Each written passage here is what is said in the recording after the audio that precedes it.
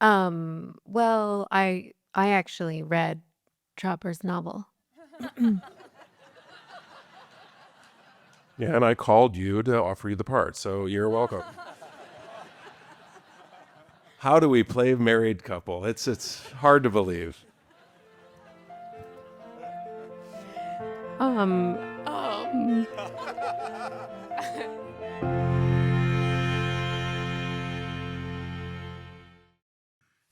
So, Jonathan, I'm going to start with you. As you know, I've been a fan of your work for a very long time, starting with your novel, This Is Where I Leave You, which is just amazing. And this show is kind of that ilk. It kind of harkens back to your novels. I can't imagine anyone playing John's character Coop other than John. So tell us a little bit about how you conceptualized this and then met John and then wrote it. Um, I had the idea for quite a few years in different iterations, and I'd never really sat down to write it. I started writing it as a novel once, got about 100 pages in, and I don't know, got busy and didn't do it. And once the show crystallized for me, the problem was, um, it was a very specific character to me. And looking out at the landscape, the only actor I saw that I felt could really do it in a way that I thought would be true to what I was trying to do was John. Correct. Right. And the problem was I didn't know him. Also correct. So I got my agent to set up a lunch, and it was, in retrospect, it was kind of a ballsy move, but I just said, let's do a lunch. And I pitched him the idea. And once I saw his interest in the idea, I went home to write the pilot. And at that point, he became that voice in my head that was the character. He's kind of like a emotional James Bond, a little bit of a. Just going to talk about you like you're not here. Well, I'm talking about Coop now. That's So maybe John, you could talk about what first appealed to you in that meeting with Jonathan when you talked about it. Well, like you, I was a fan of Jonathan's writing, and I thought that there was, if we're making a Venn diagram of what I like to do and what he does very well, there was a significant overlap. So I just thought that that could lend itself to something fun, and I too enjoyed the movie. This Is Where I Leave You. I hadn't read the novel, but I do like that Jonathan recycles titles like Your Friends and Neighbors, the Neil LaBute movie. But I really think it's a good match. I mean, that's really what it is. And we sparked together when we sat down and met, and for it wasn't that long for you to turn around and get that script to me, which when I read it, I thought, well, this is great. Let's shoot this. And I had made a commercial telling Apple how much I really wanted to work there. And that really bore fruit. And so, yeah, it all seemed to work out pretty well. This is for both of you, but something, and I've talked to Jonathan about this before, but something that really struck me about this is how this show kind of reinvents the voiceover in a way that makes it feel fresh again, because it's kind of like another character in the show. Can you talk about how you developed that together so that it sounded like your voice? Well, my goal was to bring in a voiceover that was inspired kind of by the film noir of the 60s, Philip Marlowe, Sam Spade, that kind of thing. I thought it would be a funny juxtaposition in this very contemporary world. And the important thing to me was that it never be a crutch and it never be something that fills up plot holes, but is more adding texture and also a different dimension to the character, in that the person you're seeing on the screen is going through a very different emotional experience than the person who's telling you what he's telling you in the voiceover. So generally, I'll write it, or the writers will write it. We'll all figure it out. And then on the day when John comes in, I mean, you could talk more to that, but as somebody who's done a lot of voice work in different ways, he then adds his own dimension to it. And Yeah, I mean, I thought it's nice of you to sort of identify that too, but a brilliant way to kind of provide this. The way we tell the story, as you've seen, it starts with a very, sort of arresting image of a dead body covered in blood and that whole scenario, and then goes back. So the narrator, as Jonathan says, is sort of an omniscient narrator looking back on this thing while this person is living through these things that he knows how they end. In fact, that was a big conversation. We probably recorded 2 or 3 versions of this voiceover track, and we were playing with tenses and should it be that he knew or that he knows, or this is what you know, or this is what you knew, and we went back and forth on it, and I think we landed on the right place, but it was very on purpose. And that's the kind of attention to detail that I appreciate about Jonathan's writing, and I think that the show highlights. He's such a specific character because we like him no matter what he does. So kudos to you both for creating that. Amanda, I love Mel. When she keys that car, you just know that's why they were married, right? They have this thing in common. I love that she is so far from cliche in every way. She's not sad. She's not, oh, I'm divorced. And, I think I heard you backstage saying she's not drinking white wine on the couch, and I really appreciate that about her. Tell me about first reading the script and connecting to the project. Well, I actually read Chopper's novel. Yeah, and I called you to offer you the part, so you're welcome. How do we play married couple? It's hard to believe. Um, um, so I knew he was a master storyteller and so good at dialogue, and I had also been such a massive John Hamm fan and wanted to work with him for a really long time.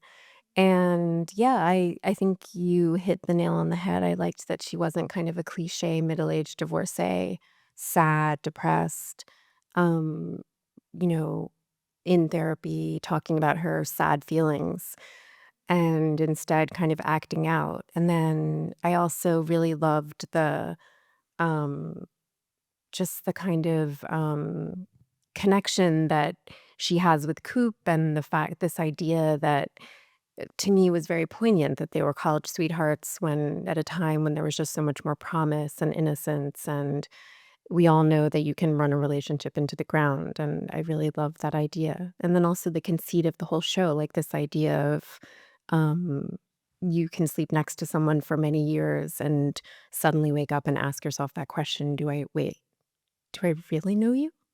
Do I know you?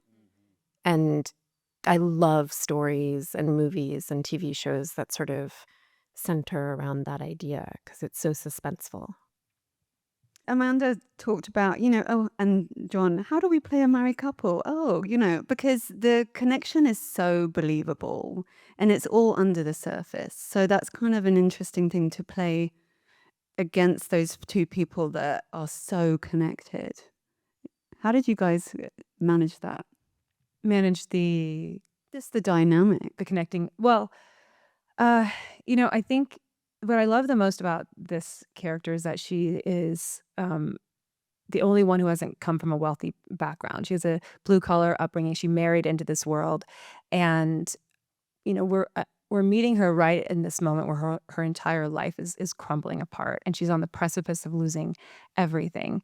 And in this world, Mel is one of her closest friends, and her husband wants to leave her penniless. And that is going to basically drive her out of this town and out of this enclave of these amazing, influential people. And she's connected with Coop and has this connection with him and hoping that it will go further.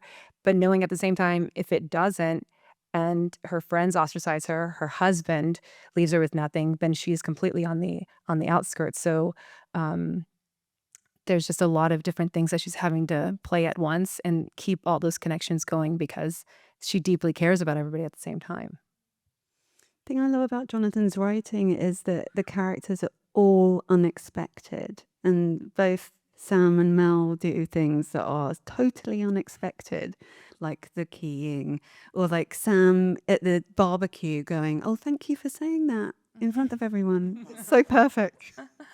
So I love that about her. Oh, thanks. So yeah, Chopper writes amazing characters, and we talk about that It's a lot. starting to feel like my bar mitzvah. It's it's ooh. But it's true. It makes it really easy. We know, like Amanda and I talked about this just the other day. Like we've both been able to work with Aaron Sorkin and now both working with Chopper, and they both have this amazing ability to make it so easy for us as the actors. Everything is on the page.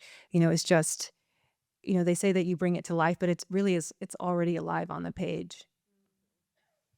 Who you are very familiar with working with Jonathan.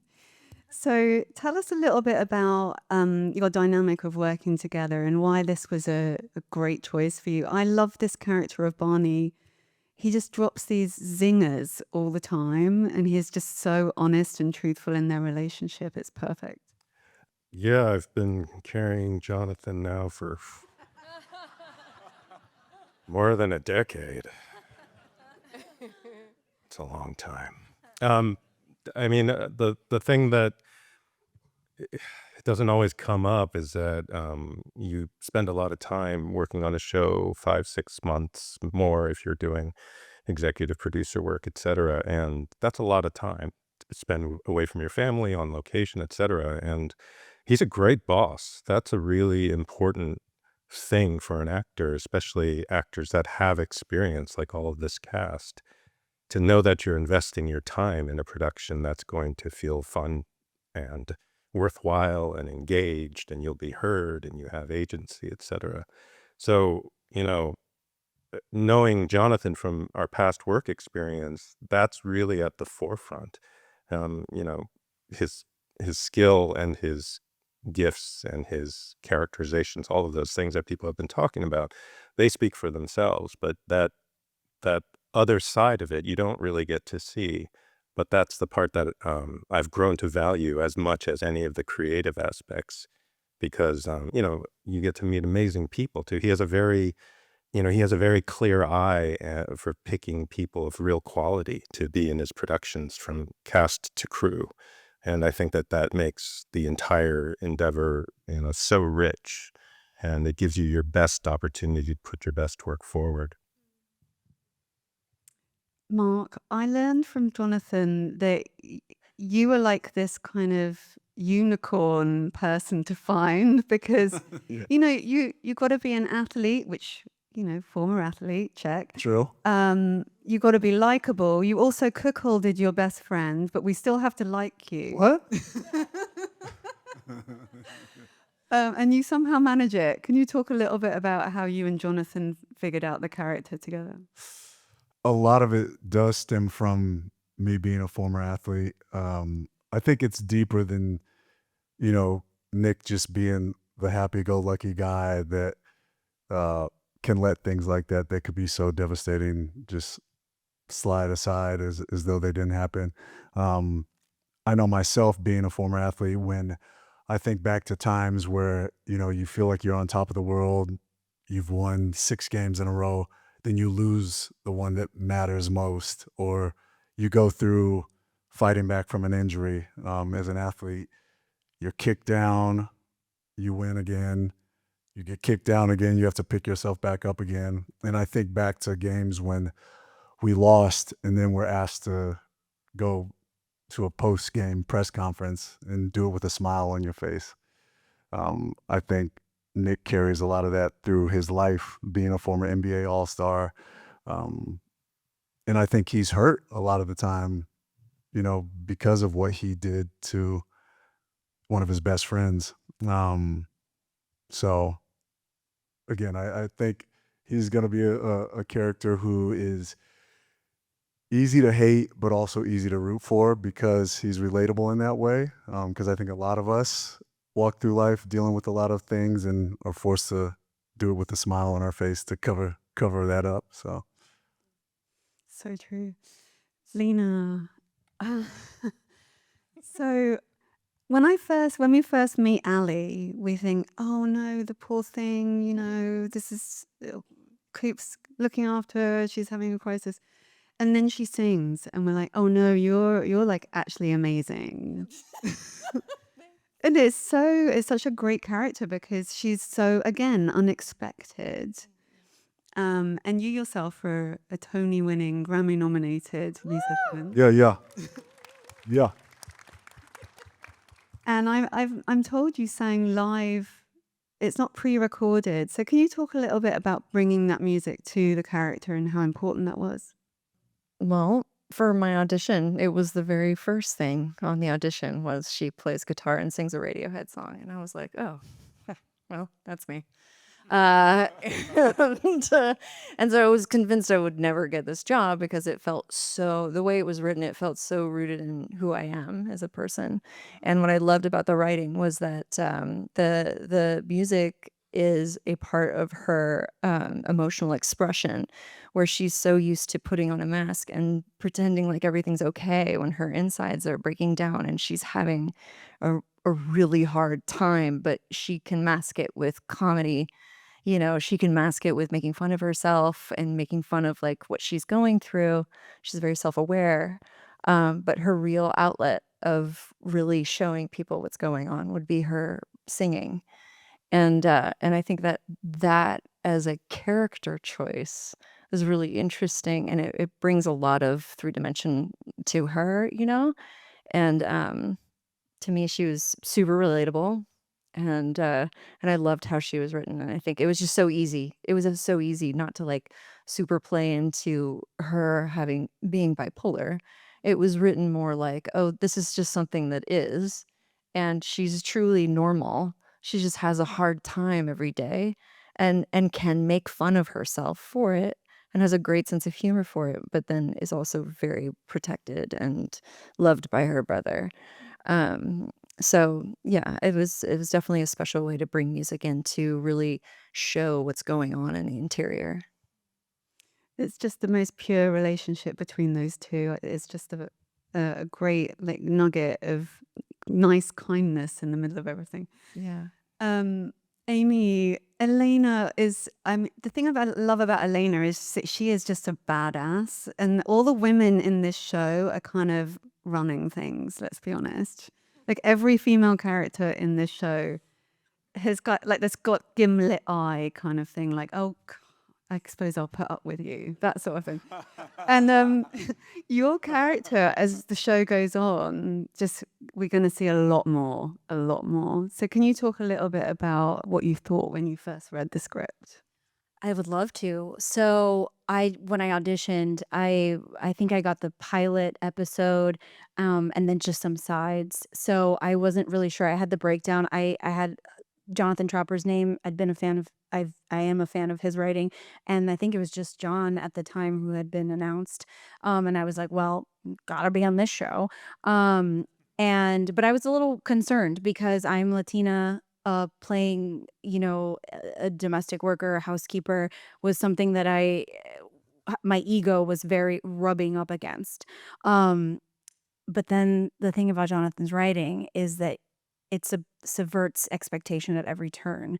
And so once I had a conversation with him, I was like, man, I'd be so lucky to be on this show. And thankfully he cast me in it. But he was very collaborative from the beginning. I think Elena was a different ethnicity at some point, and he was very open. I was like, listen, I'm Dominican. I can do that accent really well. I want it to feel authentic. Can we do it? And he was so open to that. And like Olivia and everyone else has mentioned, you do very little work as an actor when you have a script and writing like Jonathan's, because he directs from the page. So it's been really easy to play her. I know exactly what I'm going to do, just because the writing is there. Well, I can't wait for everyone to see what's coming for your character. A good one. So let's talk about Tori, Isabel. Is that you playing tennis with John? Regrettably, yes. Yes. I am so impressed. Oh, that's very nice. Thank you. That was a process, sure. I remember coming to set and seeing John play, and I was like, I'm going to get absolutely worked. It was true. I got absolutely devoured on the court. But it was a lot of fun. Yeah. I did not know that John was a tennis champion. He's I would say he's pretty good, or compared to me anyway, which isn't hard to do. But I will tell you, we gave you like quite a few months of lessons before you started shooting, right? it's true, yes. But the amazing thing is we had this running, not a bet exactly, but discussion, with myself and the other writing producers, like, what's the thing we're gonna give John to do that he actually is bad at? Because it turned out he could play tennis, he could play golf. We had an episode where I needed him to dive into a pool a certain way. We got it on one Really, take. really white. Yeah. That's kind of it.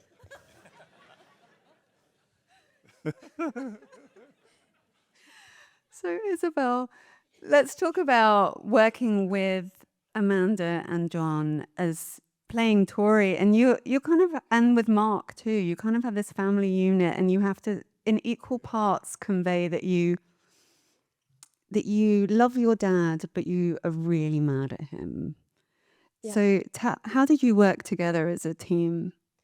Well, working with them, as they're staring at me here, working with them was it was incredibly easy and smooth, and I feel like I absorbed a lot just from watching them. And Mark, of course, is incredible. But in terms of Tori and her relationship with her father, I feel like it was very important because the family is, I think, almost kind of the nucleus of the show in a way.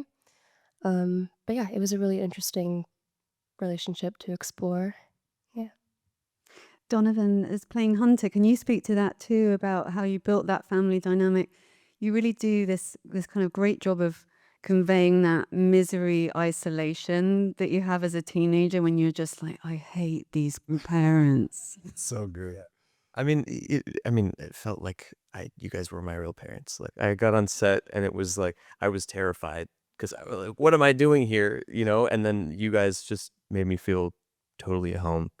Um, and yeah, I mean, it felt like I was just sitting in the room with you guys as my parents and just talking to you.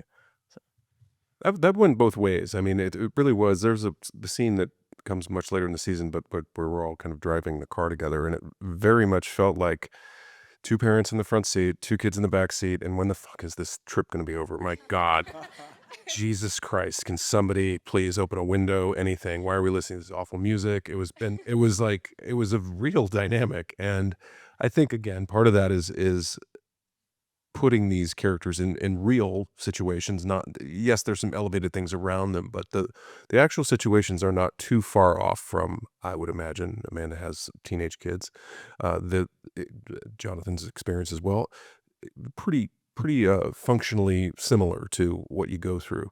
And for Isabel and Donovan, the same thing of just like, when are we getting out of here? When is this going to end? Please, please, please let it end soon. And of course, me as the idiot being like, this is fun. I'm really enjoying this. I hope it never ends. So there's the dynamic is baked in a lot, and it really did feel authentic and genuine in many ways. That really comes across. I'm almost out of time, but I do want to bring up the fact that this show has already been renewed for season 2. Wait, what? And my next question, Jonathan, is going to be, can you hint at any kind of anything for, I mean, obviously I don't want to spoil anything, but tonally, can you give us some vague hints as to what we're going to see? The short answer is no.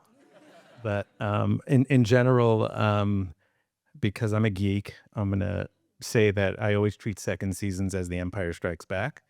And it has to get darker. You know that has a personal relevance. Beyond that, it's been, I've never been in a writer's room where everyone doesn't sort of invoke that at some point. Maybe because This is not your bar mitzvah.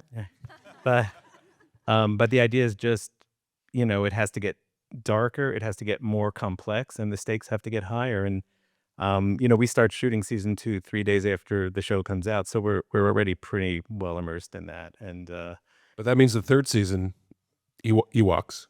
So get ready. Well, maybe John, you can help us sign off by saying, what would you ideally in your dream world have Coop do next? Um, Look, I think it's one of the guiding principles or one of the guiding feelings I had around the whole experience of telling the first season's story, telling the first season's arc, was that this is a man who is adrift and is someone who is unhappy. And my hope for Coop is that he finds the capacity to find that happiness. You mentioned the relationship he has with his sister. That to me seems like almost it's not broken, it's bent, right? To steal another person's lyrics, but it's salvageable and it's worthwhile to both of them. They both find solace and comfort in that relationship. The relationship with his wife is a little further down the road toward broken, but the children make it impossible to let that go too. So my hope is that his journey takes him closer to the happiness and satisfaction that he feels that he did all of the right things to earn, that he enumerates in the opening montage, and maybe learns that crime doesn't pay. Well, every single one of these characters is compelling and nuanced, and I can't wait for more. So I'm hoping that this happens really, really quickly. So thank you, all of you, for being here to talk about your friends and neighbors.